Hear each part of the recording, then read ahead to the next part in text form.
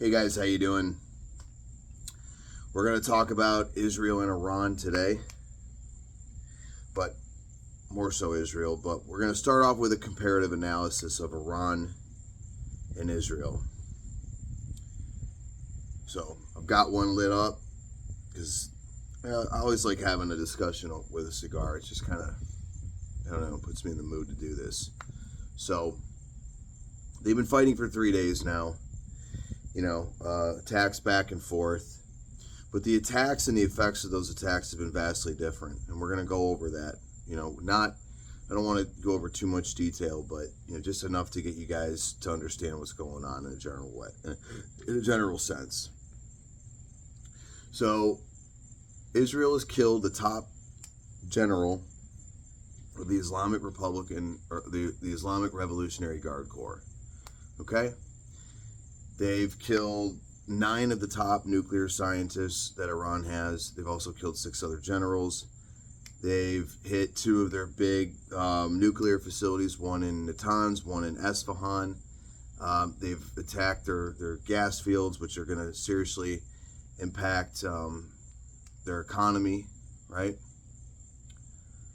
I believe they hit their oil fields as well, and now that would have, I'm not sure about that though. I know they hit their natural gas fields. Now, they supply natural gas to a lot of countries, Turkey, Iraq, Armenia, Azerbaijan, nearby countries in the region. So it's definitely a hit to their economy. Now, they've also hit today the government media building where they literally the woman that was on the news that was spewing the regime's propaganda bullshit, Shiite crap. It's their state-sponsored media outlet got bombed as the woman was speaking on live TV, which is I think hilarious.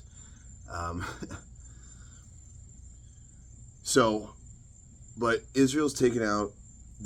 Their targets are military and nuclear and natural gas, like infrastructure type stuff. But they've, war is war. There's always going to be innocent people that die, and that sucks. I don't want to see any Iranians die. I really don't. I think that they're very honorable people with a glorious history. And again, I do not believe that this regime is indicative of the will of the people there at all. It's very sad to see that how long this evil regime has been, oppressing these people for 46 years now. But the Israeli attacks have been calculated, they've been measured, and they've been targeted. Now, conversely, Iran has not killed any Israeli soldiers. They've wounded a few, but they've killed about 13 or 14, I believe, civilians. They've attacked in, densely populated civilian areas, and they've not really done any damage. They lightly damaged the U.S. embassy, but why they would do that, why they would even come close to the U.S. embassy is completely retarded. Because if you want to, the one thing Iran does not want is for the U.S. to get involved. And by giving the U.S. any reason, Trump has said that, we're gonna do what's in America's best interest, and basically, like, as long as you don't fuck with us, like, you guys can duke it out and do what you're gonna do. So it would be very foolish for the Iranians to target any U.S. military bases. We have a lot of bases in Iraq and Syria. Some in Oman, right? So we have bases that are in the region that are very close. So they would be suicide for them to do that. Now, Israel has also taken out a third of their ballistic missile projectile launchers. Now, understand, Iran's biggest weapon is their ballistic missiles. Drones are very easy to shoot down, but it was their ballistic missiles, the Shaheeds that they have, that were getting through. Look, and Israel knows this, right? I mean, they're the Iron Dome, David Sling, they're not infallible, right? I mean, air missile defense systems are not perfect, right?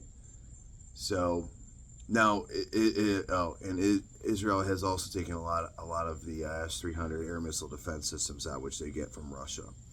Okay, so I think that this is really indicative of the character of these two regimes. You know, Israel's attacks have been very measured, very targeted. You know, they've had convoys deep inside of Iran working on this for years, so they have a shitload of intelligence on them. Iran seems to just be, you know, throwing shit and hoping that it sticks. They're throwing a bunch of shit on a wall and hoping that it sticks. You know, I mean, they almost did major damage to the U.S. embassy, which would have been, you know, disaster for them. All right, so now, for all you guys, this is, you know, and this video is really intended for the people that hate Israel. Okay. Now, you know, look, when you see a child suffering because he's in pain, or he just lost his parents in a war, there aren't words to describe how awful that is. You know, I think that it doesn't matter what race or religion or nationality, that's just something that none of us want to see. If you're a human being, you know, you got to have you know, you're not going to enjoy seeing that, right? But if you look at the numbers, if you look at the actual hard data, the proportion of you know, civilians to combatants being killed is about 1 to 1.5 to 1. Okay, to give you a comparison, the American-Iraq War was about 3 to 1, and sometimes even 5 to 1 at different points in the war. Okay, so if anyone was indiscriminately killing people, it could be argued that it was us. A lot more than the Israelis. But I understand that, you know, that war started in 2003. That was over 20 years ago. The internet was not even remotely close to what it is today. The flow of information was not nearly as fast as it was today. So I can understand why people are so much more up in arms today about that than they were 20 years ago. Although there were people that were saying that it was bullshit based on lies, which it was, but that's for Iraq. The Iraq War is for another video. But so for those of you, let's just start with Israel and Iran, and then we're gonna get into other things. But I want to, you know, be as on topic as possible for this video. Now, if you look at the standard of living, I'm actually going to start this off with a quote. This is a book I've been reading, The Dying Citizen by Victor Davis Hanson, okay? And I'm going to read this quote for you guys. Nationhood survives not because it is ideal, but because it is the least pernicious system compared to the alternatives. That statement right there is why I support Israel. And why I think that, you know, if you're going to take a side in this, Israel is not impervious to criticism. But I think it would be a massive sign of credulity to either, you know, just say what is a politically neutral thing to say, which is, oh, they're both bad. They're both despotic regimes. You know, Netanyahu is terrible. The Ayatollah is terrible. You know, Hamas is terrible. They're all bad. Like that's a cowardly thing to say. That's a refusal to take a side. Because when you take a side, you have to take the heat that comes with taking a side, right? So, is there discrimination in Israel? Sure. Are the lives of the Palestinians in Palestinian territories, you know, the West Bank, Gaza, you know, with these checkpoints, everything, is it terrible? Yeah, it's not good. Now, that's their own fault for not recognizing Israel, been willing to make a deal. But Israel, it doesn't treat them very well.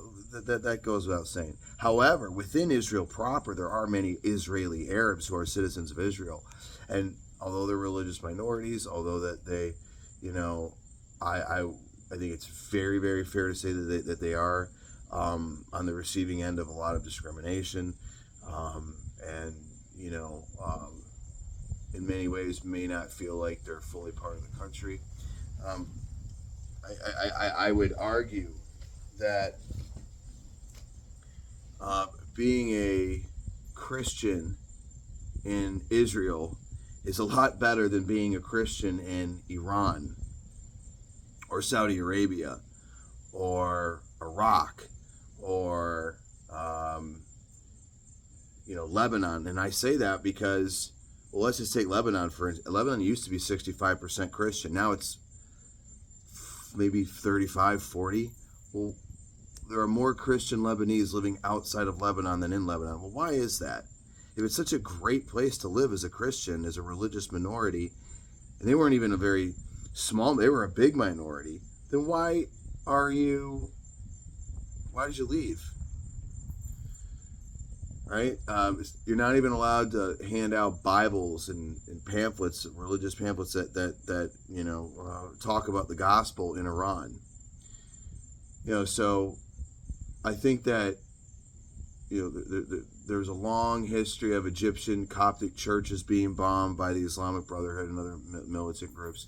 So Israel, have there been isolated instances where some certain right-wing fanatical Jews have maybe said nasty things on camera to Christians? I'm sure there are, and that's despicable behavior. Shouldn't happen. Those people should be prosecuted to the fullest extent of the law. I'm 100% for that. I don't tolerate anybody disrespecting anybody. I don't care who they are. Like, I think we should all be treating each other with respect.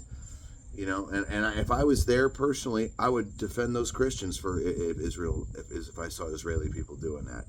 But I would not say that that's indicative of most Israelis or the state or the status quo. And to try to, take an isolated incident and turn it into as though this is their standing operating procedure, it's just exactly what anti-Semites love to do. And people that just like to make baseless, exaggerated claims to make the Jews look bad. And that's all that's about.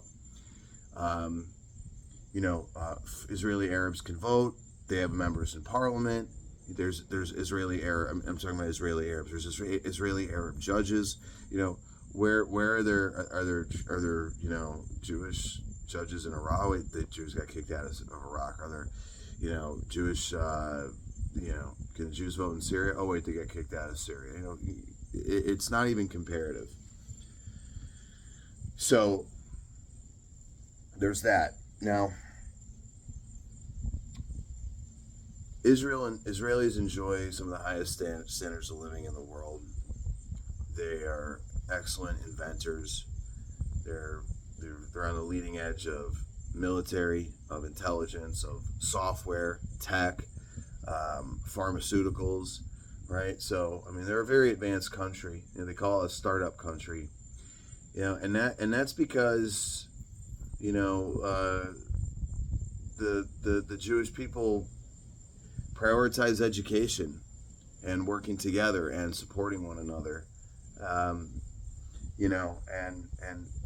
they don't want to be at war. But these other countries around them are poor. Just look at the GDP. I think the GDP, in fact, let's look it up here. I'm gonna look it up on my phone. I'm not gonna guess for you guys. I'm gonna give it to you straight. GDP per capita, Israel versus Lebanon. This is just one country in the Middle East.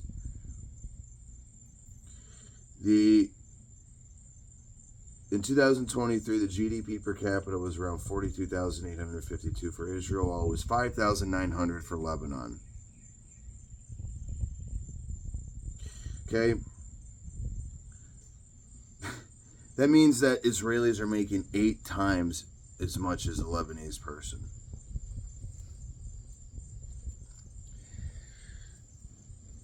That's just one statistic. I could think of a million, but that's just one, and it goes to show you that. Well, you know what? Let's do another one. Israel versus Egypt.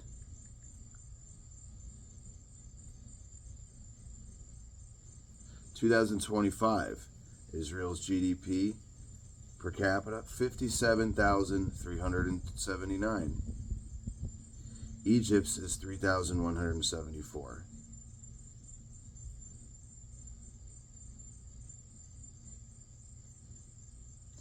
Okay, that's nominal GDP, but that's just one factor. So, I mean, the standard of living that Israelis enjoy is far superior to that of their Arab neighbors that hate them, that want to, see them get wiped off the face of the earth. Also, you look online and you see all these people, the Douglas McGregors and the Scott Ritters. I think Scott Ritter's a bright guy, but he's been wrong on a lot of things. These guys wanted to say that, Hezbollah is going to crush Israel. Hamas is winning the war against Israel. Trying to make it out to look like, Iran has some sort of an edge over Israel because some of the missiles have gotten through their air missile defense systems. It's all bullshit. Okay? Israel completely dismantled Hezbollah. They killed all their top leadership.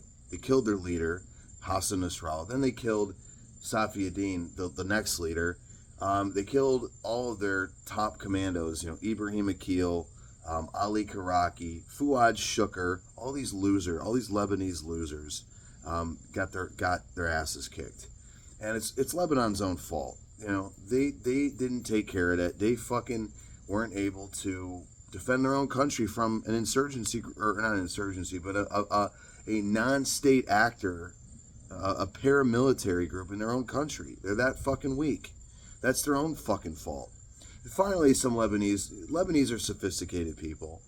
I respect them. They have a history of being, of high culture, and they know. I think a lot of them know that they fucked up and they allowed Hezbollah to do that. They didn't want Hezbollah to do it, but they were really powerless in stopping them. And even they tried to, to warn Hezbollah, don't do this. We don't want a war with Israel again. And Hezbollah gave them the middle finger and did it anyways because they knew they wouldn't be stopped. They couldn't. They didn't have they didn't have the power to do it. Okay, Syria. Well, the Assad regime, they imploded on their own. There was an insurgency group, and they took over in a few days, and then Assad, fled to Russia. And Hamas,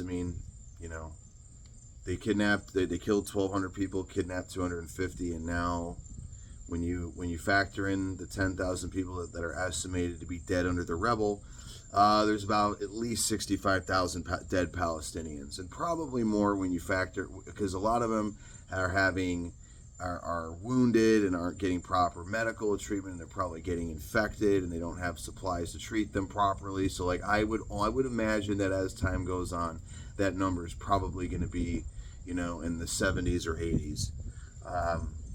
Could be higher. We don't know.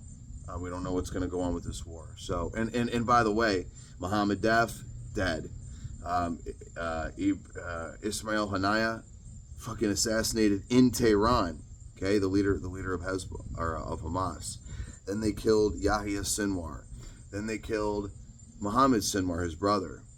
So all the top level, except for maybe Khalid Mashal, who's hiding out in Doha, Qatar, like the big tough guy that he is, big fat tough guy that he is, total loser.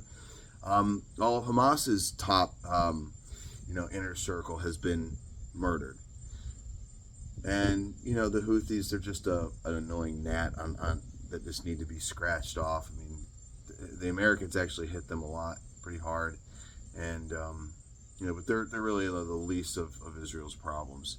So Israel has defeated everybody, and Iran is really a pathetic country. And again, I say Iran, I mean the regime. I don't mean the people. I mean, just last year, their president and their foreign minister flew in on on one of their planes, flew into the side of a mountain, crashed into the side of a mountain, and got killed. I mean, they're pathetic. They suck. Like, they're a pathetic regime that's hated by their own people. And unanimously, all Iranians in the West, any Iranian American is going to tell you, they're clapping. They're applauding Israel for what they're doing. They want this regime out of here. All right? They know that this regime is oppressing their people.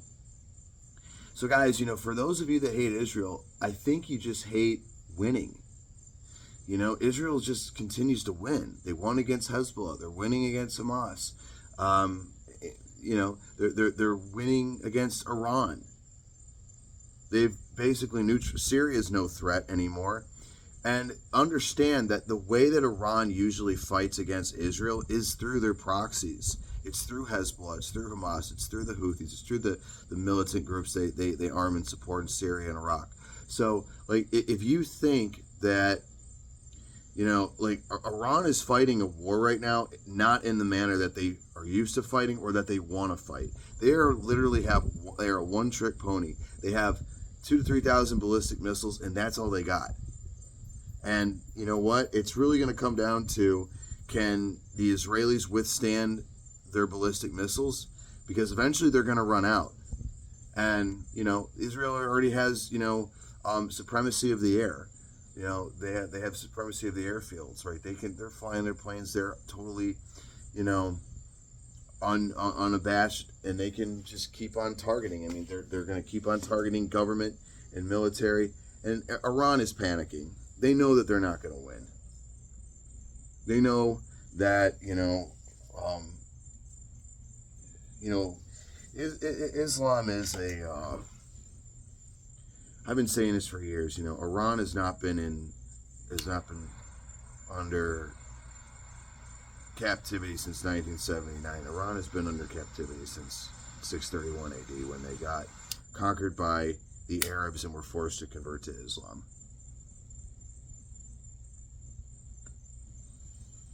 Oh, if you want a more ancient analysis of their history, you can watch my previous video, which talks about how they were practicing Zoroastrianism. Their god was called Ahura Mazda. Their prophet was Zoroaster. Their religious book was called the Zend-Avesta. So, I mean, and that was really a monotheistic religion. I mean, it was a little bit different in practice than what we know of as the Abrahamic faiths. But, the idea of good and bad, heaven and hell, come from Zoroastrianism. They're good deeds, good thoughts, good words. Faravahar. I mean, it's a very sophisticated culture. They had I go into that, but there's people just don't. Look, people have a problem with seeing the Jews being strong.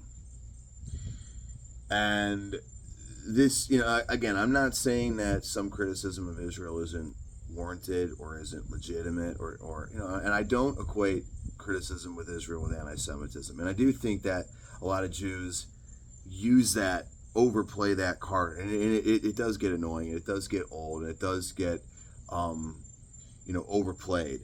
But a lot of times it is anti-Semitism, and a lot of times they're right. I mean, when you try to invoke this idea that, Jews don't view other people as fully human or as equals, and that it's okay in their religious ethos to then, mistreat other people, like Dan Bilzerian is saying, that's crossing the line. And that's not true. And that's never been true. And, maybe some, tiny minority of factions may believe that, but that doesn't speak for the vast majority of people. Like most Jewish kids are not growing up being told to rip off Gentiles, and it's okay to steal from non-Jews. I grew up around a lot of Jewish people, and I've never ever, and I know they've known their families. I've never met anyone who was raised to think that way. On the contrary, I think they're most of them are raised follow the law and to have good ethics, and that we need to be even more ethical and more honorable, because like we don't want to make our people look bad. We don't want someone to have a bad experience with a Jew and then now they think that all Jews are scumbags. Like that's been my experience with the Jewish community. Overwhelming, a lot of my clients in business happen to be Jews, and for the most part, they've been great. They've been very honorable people. So I think it's very unfair for someone like Dan Bilzerian to say that. I think that the reason why people hate Israel so much, one, I think it could be, an emotional response to seeing dead women and children. Like nobody likes to see that, and when you don't do the research and you're susceptible to having an emotional reaction to things, it can lead you to hating them.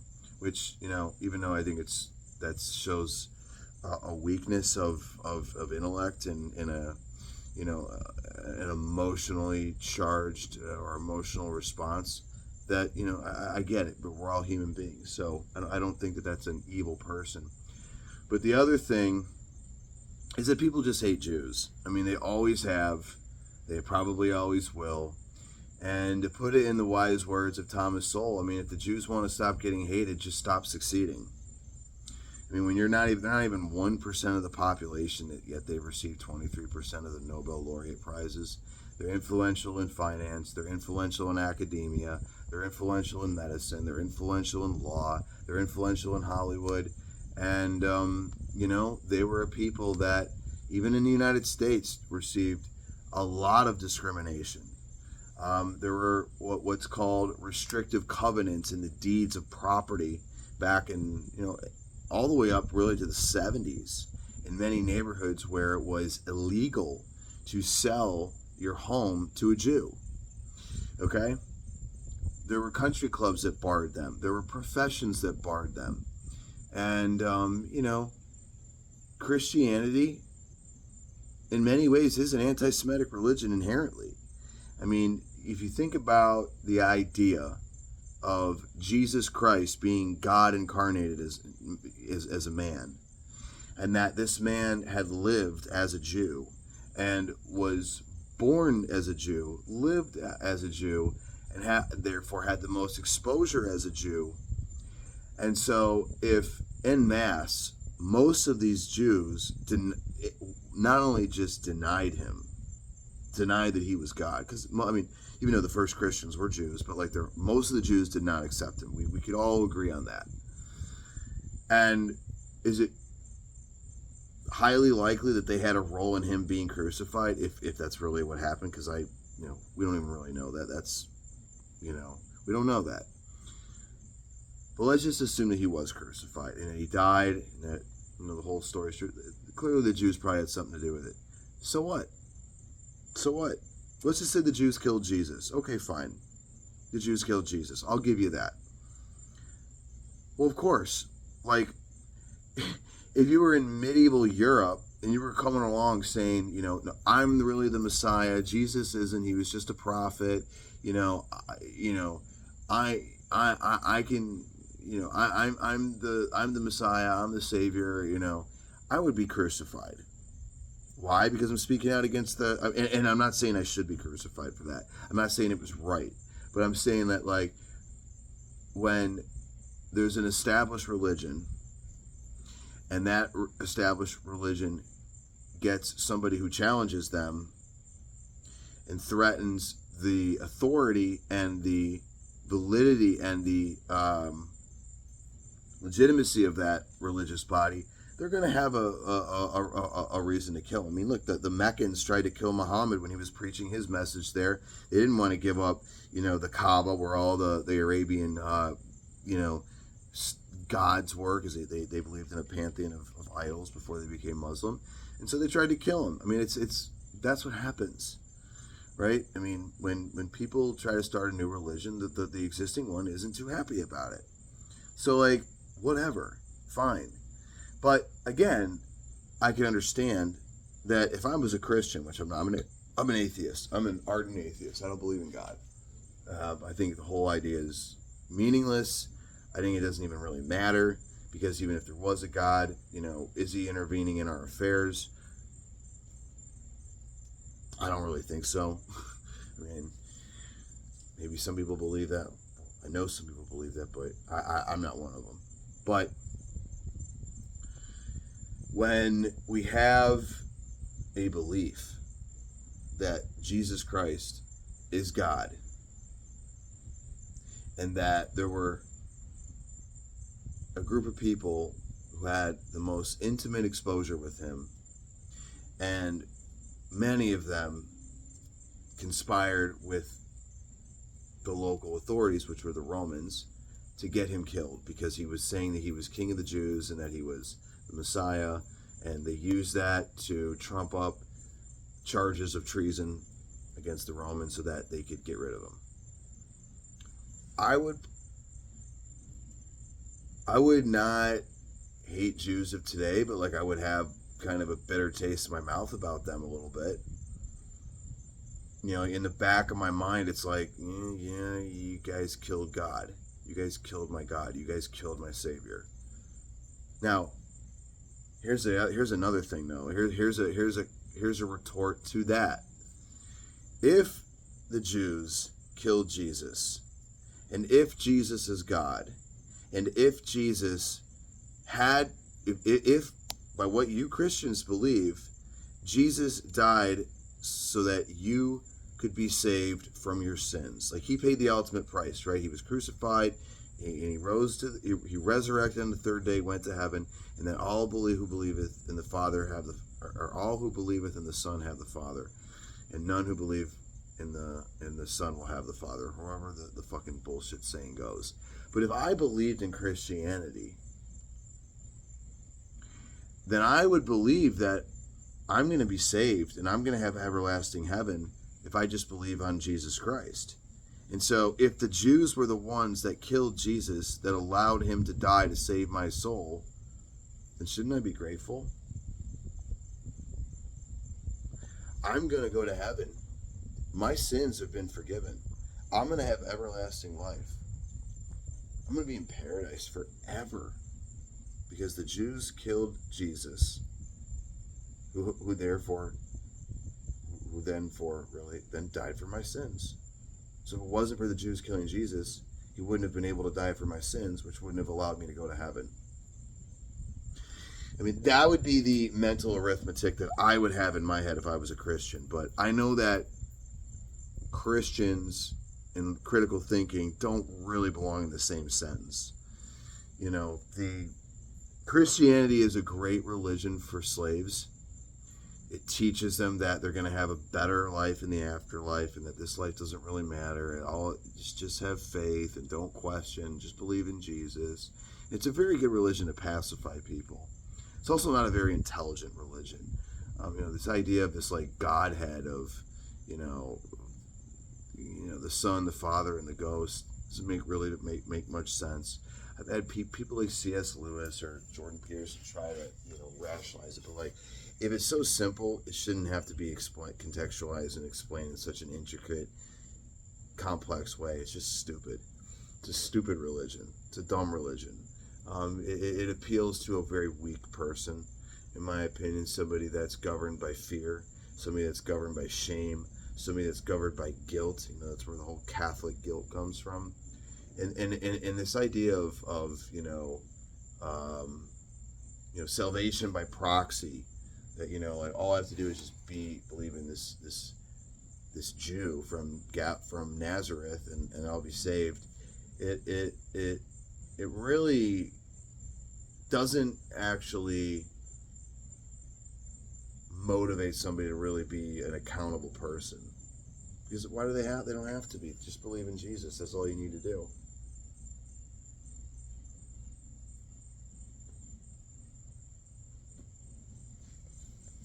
So that's my 2 cents of it. Again, my biggest hope here is that the Iranian regime gets taken out, because the most important thing to me in this whole thing is that the Iranian people get to be liberated. They're beautiful people. They have a glorious past. The Iranian people and the Jewish people actually have a ancient friendship with each other, not animosity. I mean, King Cyrus the Great that liberated the Jews from Babylonian captivity and allowed them to rebuild the Second Temple. So I mean, there's definitely a foundation built that could be, expanded upon to have really good relations between these two people. And it's a shame that it's come to where it is, but we can thank Islam for that. As the great Sam Harris has said, Islam really is the motherlode of bad ideas, and I there's not a whole lot I disagree with Sam Harris. That's definitely, in my opinion, it's a great intellectual right there. A lot of admiration and respect for Sam.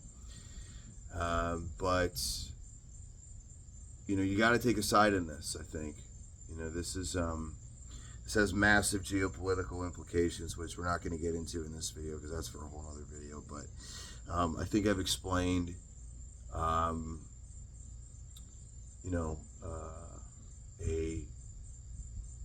an argument for the defense of Israel, and why many people, we all know why Muslims hate Israel. That, it's axiomatic. We don't have to go into that. But when we look at just like non-Muslim Westerners, especially like from Christian countries, to hate Israel, some of it is the brewing from, the age-old blood libels and hatreds that Christians have propagated against Jews for centuries. Other of it is just, what I would call misplaced compassion. And others of it is just, good old hatred to Jews. So, again, Israel's not ideal. Not at all. In my opinion, having an ethno-state is not ideal in any way. Having a Jewish state is not ideal any more than having a Christian state or a Muslim state or a Hindu state. But because of the long history of anti-Semitism in Christian Europe and the Islamic Middle East, it only makes sense that if there is going to be an religious state, it has to be a Jewish one, because Christians have been just absolute animals to Jews for thousands of years with pogroms and the Inquisition and the Holocaust, and